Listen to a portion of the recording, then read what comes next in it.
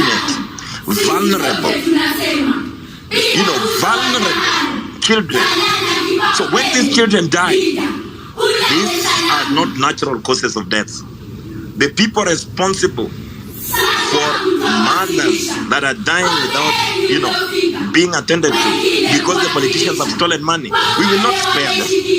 We have no love for them. This is why we need political power, to make sure that we can confiscate all the land that is stolen from the Kenyan people and socialize those land to make sure that they can benefit the majority of the Kenyan people. We are not hiding our ideas. We need the political power to make sure that we can deal with the historical injustices that has taken place in our country.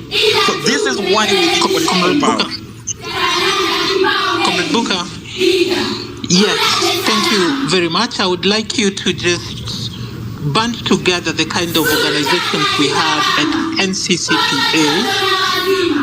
Start with the political parties that are members, the social justice centers that we have, the movements that have signed up, and even the individuals. Maybe in a minute with regard to the structure. And dear compatriots, the essence of the NCCPA is to ensure that no patriot walks alone in the journey of liberating Kenya. We do not want them to be lone preachers out there without churches. So when we talk about launching a leadership structure, it's because we have mapped the country, and given the organizations that have already signed up, we want them to take leadership in those areas where they operate. So that's what this is about. So Booker, please carry on and explain to us the groupings we have, the political parties. Maybe you could start with that, and then we'll go to Rabble Browser immediately. The 1 minute is done. And please, when the mic reaches you, take a maximum of 2 minutes to prosecute your point. Thank you. Booker. Thank you very much, Comrade Modiora. First of all, the NCCPA is about organization, because we know that the only reason why William Samoei Ruto still is in power is because of organized violence of the state. We cannot meet organized violence in this organization. So we are here at NCCPA to reconsolidate organizations. So we are brought together under the collective leadership of 57 organizations. These 57 organizations vary, because we think honestly, comrades, that we can only win this war by addressing the real issues of the people. So the National Coordination Committee of People's Assembly involves political parties. But when we talk about political parties, we're not talking about political parties that are the corrupt political parties that continue to rob from the Kenyan people. They are relatively small but progressive political parties, because that is the only way to take political power. So the Communist Party of Kenya, where I live, is part of the National Coordination Committee for People's Assembly. We have National Reconstruction Alliance, NRA, which is being led by Okiya Omtata. We have United Green Movement, that is being led by Agustino Neto. And then we have Ukweli Party, that is being led by Nduko Mategere. We have Revolutionary Socialist League, that helps me to co-chair the National Coordination Committee of People's Assembly, Comrade Maganga. And then we have the social justice centers and social movement centers. For example, in Korogosho, we've been working quite closely with Wateule Social Justice Center under the able leadership of Mwenesi and Orge. We have gone to Madare Social Justice Center, where Comrade Wanjira helped us to advance, the Pro-People project. In Mlango Kubwa, Comrade Lea has been quite useful in running the social justice centers there under the able leadership of the National Coordination Committee of People's Assembly. We have the Dagoretti Social Justice Center. We have, Makadara Social Justice Center. We have Kayole Social Justice Center. We have Mombasa Social Justice Center, we have Laikipia Social Justice Center, we have Turkana People's Assembly, we have in Nakuru, I'd mentioned Red Vest and Tribeless as organizations. In Kisumu, we have the Kondele People's Assembly. In Siaya, we have the Siaya Peace and Social Justice Center. In Kondele also, we have Kondele Peace and Social Justice Center. And then we go to Endred People's Assembly. We have down to Thika People's Assembly, and now the new ones we have Meru and Embu People's Assembly under the able leadership of Ruri. I think also you remember the great work that has been done by Wahenga Youth. Wahenga Youth is an organization based in Kayole. They have taken this important initiative to immortalize the heroes of this the Genz movement and popular people's uprising by unveiling murals. In fact, last weekend they had the mural of Bob Njagi to represent the abductions that have taken place in our country, and also they had a mural of Rex Masai, who was the first martyr, that was murdered by the state. And then, so we have clearly 57 organizations that actually will post in the list. And what we are asking that the NCCPA people can join these 57 organizations and even make it stronger, because we take also this correct analysis that during a crisis in a country like this, we should exploit this moment to populate our ranks with some of the best people and learn from them, and also let them to learn from us to make sure that we can rescue our country, from the backwardness, from the disease, from the death, and from the criminal gangs that continue to rob us. So in terms of membership, those comrades that are involved in organizations that are organizing, please feel free to inbox us, and definitely we are looking forward to work with you. Now, finally, before I hand over the mic, also we have to know the character of our struggle. It's important that the National Coordination Committee of People's Assembly has taken this, again, under the collective analysis, that we are fighting to complete our independence that was started by Dedan Kimathi. This independence was stolen from us by a reactionary class led by Jomo Kenyatta.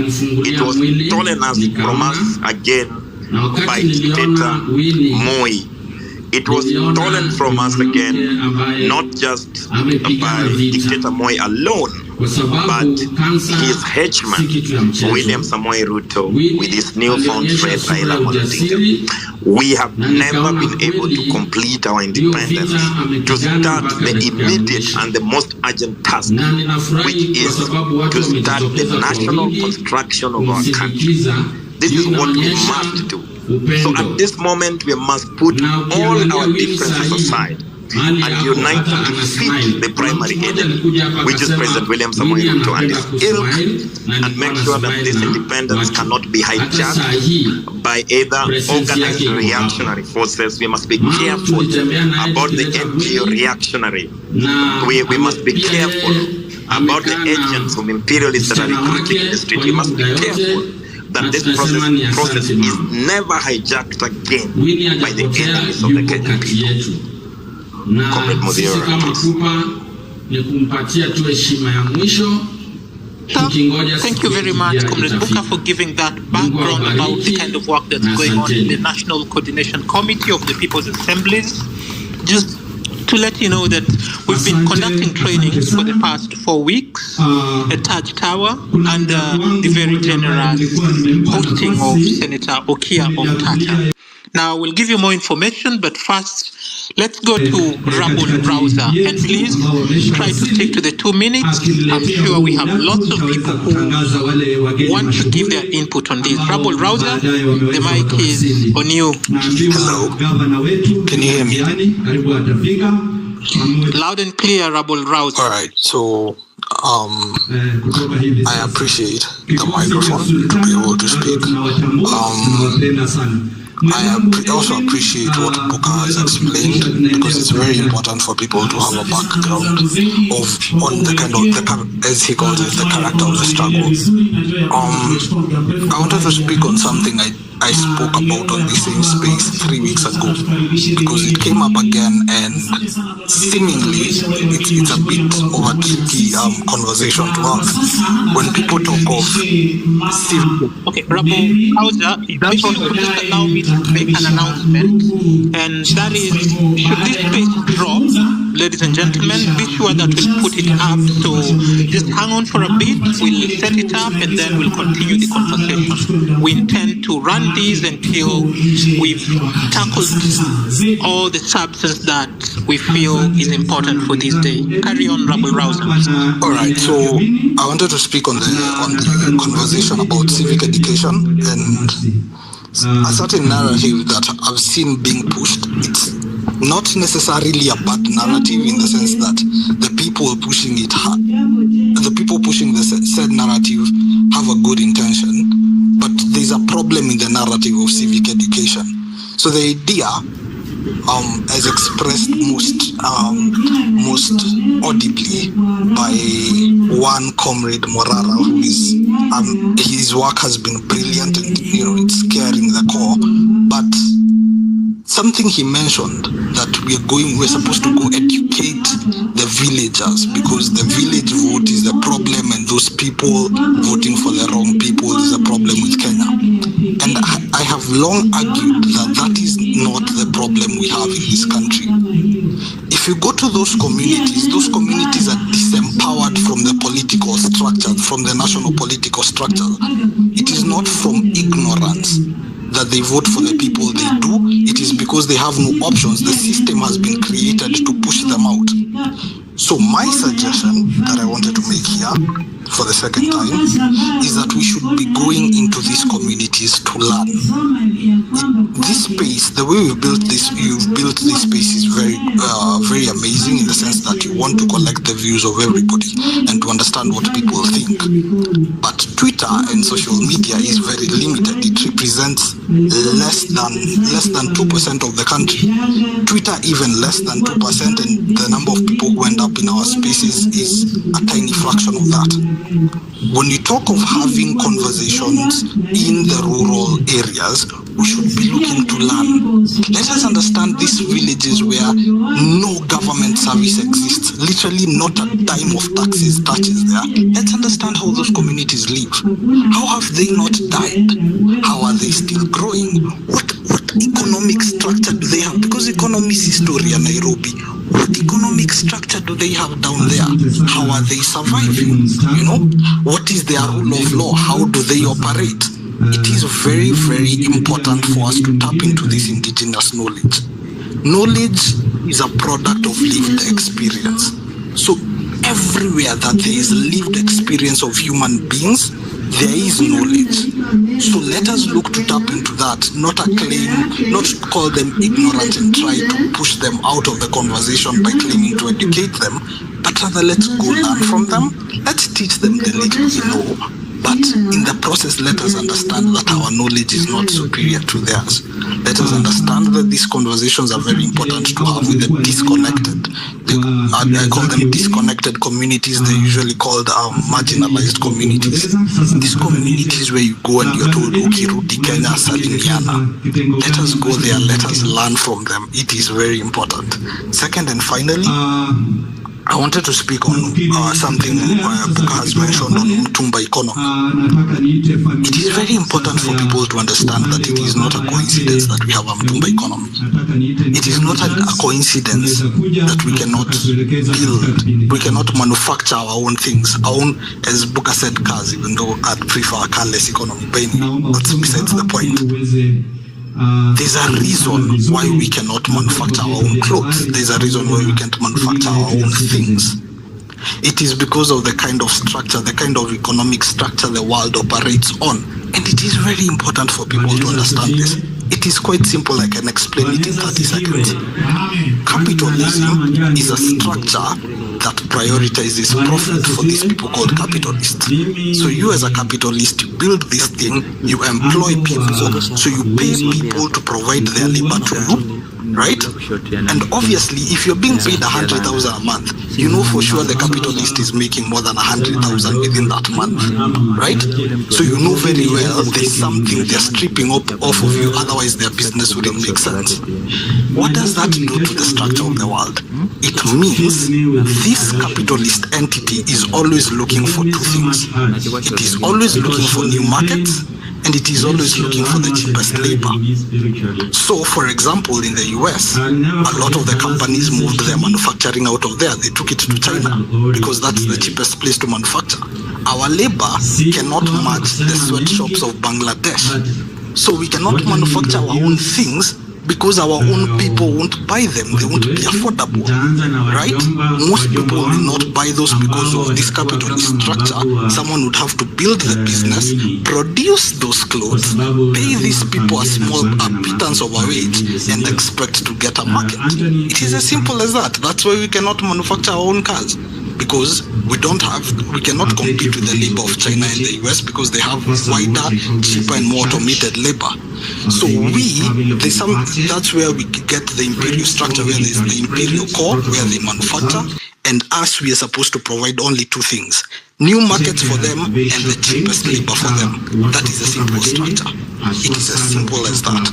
If we had cooperatives, worker cooperatives, controlling the industries, controlling manufacturing, something as simple as that, we fixed the problem, right? Because all of a sudden people are empowered, all the money remains within the economy, and over time, even if our products end up being a bit more expensive, people have the money to buy it because of that structure. And as people realize how democratic structures within the workplace are very refreshing, as people realize you can work less hours, you don't need to be pushed like a wage slave, which is what all of us are, over time, people embrace that structure and it will grow exponentially. This is me saying that it is not a coincidence that any of this is happening, and it is not even a conspiracy theory. It is simply for that structure called capitalism to continue. It has to keep us down, because all we are supposed to do is provide a market for them, and they also need to keep us down to make sure our labor is not expensive, so that they can continue exploiting us. It is as simple as that. Until we fix that core problem, even if we remove this thing in the public. Muje tu kwa wingi, hao wanaokuja, they are representing anti yetu ambaye amezaa Edmond, ametupatia niece ambaye anaitwa Winnie. Kwa hivyo bila kuwachosha, huyu aliye mbele yenu sasa hapa ndiye the real brother to Auntie Maria. Hao wote kwa sababu kwa wingi wao sitataka waseme majina, lakini nataka tu kutambua wale ambao wanaita Winnie cousin, watoto wetu. Kama wako wainue mkono. Wale wanaita auntie, wanaita Winnie niece, mwana wa msichana wa Hota, wakingule mkono. Hao ambao wameinua mkono, wao ndio wamepoteza niece. Asanteni sana. Hivyo basi wale niece kwa heshima wote waweze kuchukua viti zao, na tubaki na OJ keep standing. Peter, msimame tu hapo chini, wengine mtasimama naye. Nyanya wa Winnie kutoka Buhayo, kwa heshima tu tuweze kupunga mkono. Tukiwemo kati yetu hawa ni wakina mama wetu, na mama tu utasema habari alafu tuendelee. Mulembe mwezi mwana wanje mwezi kuno wanje Winnie uli munda aratia kwa mkono kukwe. Nasiendana na Winnie dulala nashirikana kadidi nasa manga Uganda ndali nindi Busia nindo mundu yesandira kumkono na mbona mwezi ndi mwana wa Edmond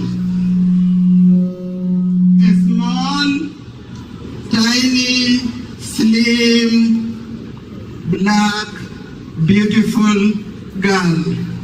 She's the one lying in that casket. Umwana siya kuchendera papayo nukalidawe, lakini kumanyire umwana wa Edmond, umwana wa Berenje nende eshiribwa uli mundu. Esye na ngungwangwe Phyllis Wau Bunyasi. Nimwauliranga komuntu ulangongwe Mheshimiwa John Sakwa Bunyasi. Wani akoza nyene Winnie, nikukanye ne Winnie no amenyere naye. Muriyo munokumbulira lukali nakandi mudire amasika ka Winnie numumanyabu wena mukana wabere nendamani mahongo. Muriyo muno. Asanteni sana wakina mama kwa heshima tu mnaweza kuchukua viti zenu. Thank you so much. Yule alikuwa na nena nasi ni auntie yetu Phyllis ambaye kwa familia ya Bunyasi huyu ndio kijana mdogo ambaye alikuwa kwa familia yetu. Auntie Mary alikuwa ni mkubwa, naye second last born alikuwa ni John Sakwa Bunyasi ambaye huyu ameondoka ni mke wake. Just to say a word before you can be able to conclude. In the Bunyasi family, the grandkids have got the patron and the chair. With us here is the chairman. The patron did not get a chance to be with us here because he's out of the country. Thank you, please. You can have a word. Yes,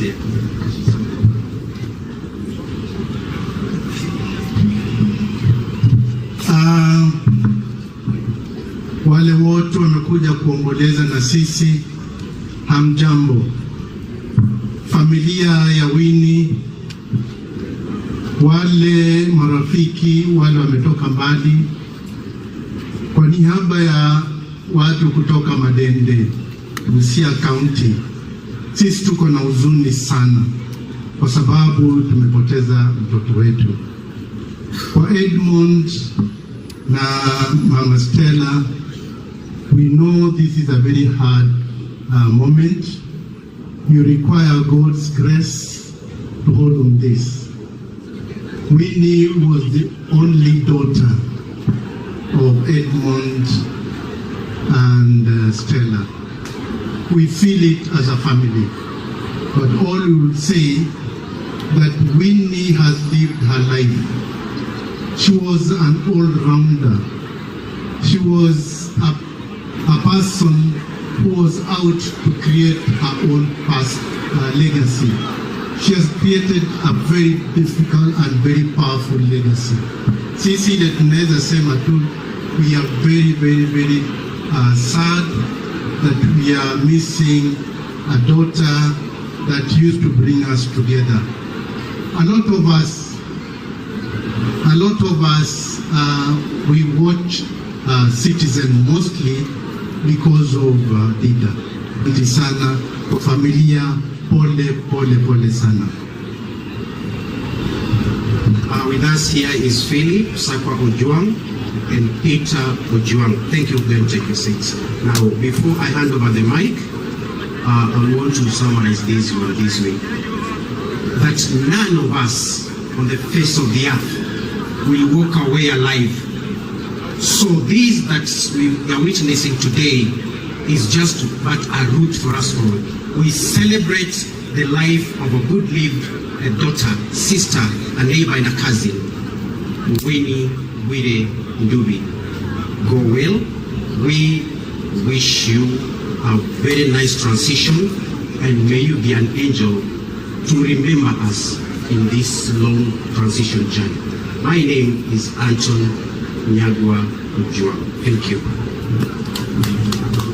Thank you, Anthony. That's my cousin. Mandugu zangu, tafadhali come forward. My sisters, my brothers, come forward. While they're coming, and my nieces, my daughters, My nephews, come forward, please. Tafadhali, we don't have time. Move fast. We don't have time. Mentioned kindly, we are saying that move forward because of time. Move forward. We are just requesting you to move forward so that we can be able to finish this session in time. My sisters-in-law, brother-in-law, brothers-in-law, please, let's do it at once because we are under pressure from the church. Let me be honest. They want to take over. Maybe we will eat into their time. Anybody who is not here?